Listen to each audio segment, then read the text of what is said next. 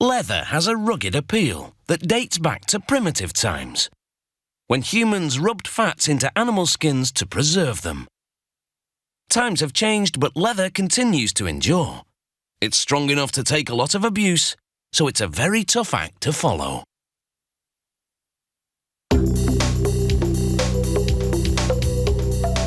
This leather comes from the hides of cows killed for meat. Without tanning, the cow hides would go to waste. Converting them to leather is kind of recycling. The first step is to cut each hide in half. They drape the hide over a sawhorse and then stamp an identification code onto it. They slice down the center. The two smaller pieces will be easier to handle and process than one large hide.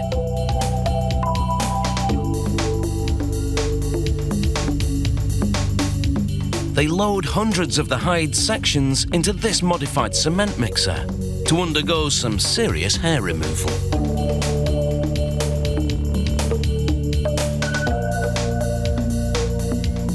The mixer is filled with water as a worker dumps in a combination of sodium sulfhydrate and lime.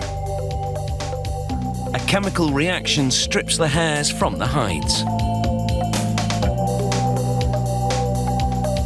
They bathe the skins in acid to prime them to absorb tanning salts.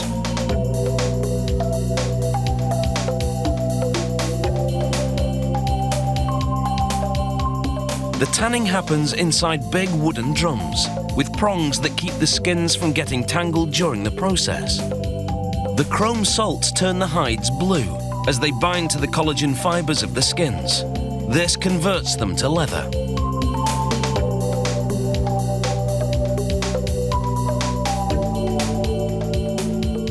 They feed the leather, grain side up, to a machine that splits the leather into layers. It slices the leather on the flesh side to an even thickness. The cut-offs will be recycled into suede. They check each piece of leather with a gauge to confirm the thickness is uniform.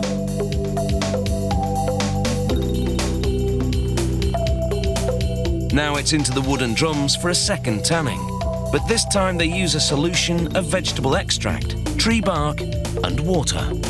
They add some dye and a chemical that will make the leather water resistant. The solution binds to the leather, giving it a brown tint.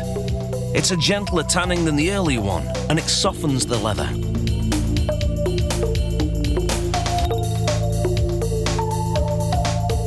Now they brush a mix of starch and water onto the tanned hides. It's a kind of paste that allows them to press the hides onto big frames of glass, which have also been moistened with the same starchy solution.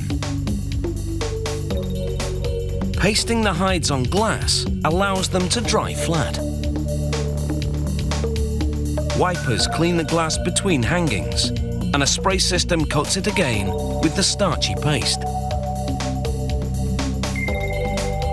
This method allows the hides to dry without shrinking and stops the ends from curling up.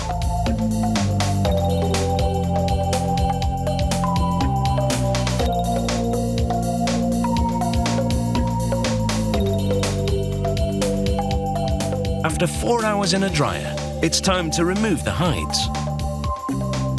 They easily peel away from the glass. A revolving paint gun system sprays the leather with dye to enhance the colour.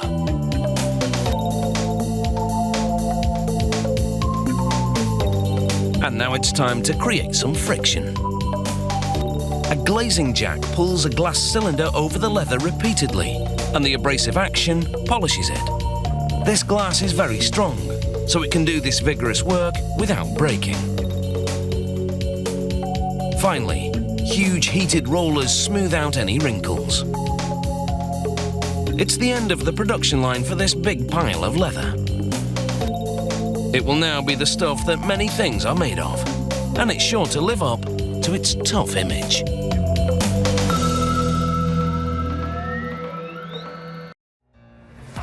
slow up, no I don't take shit, I got no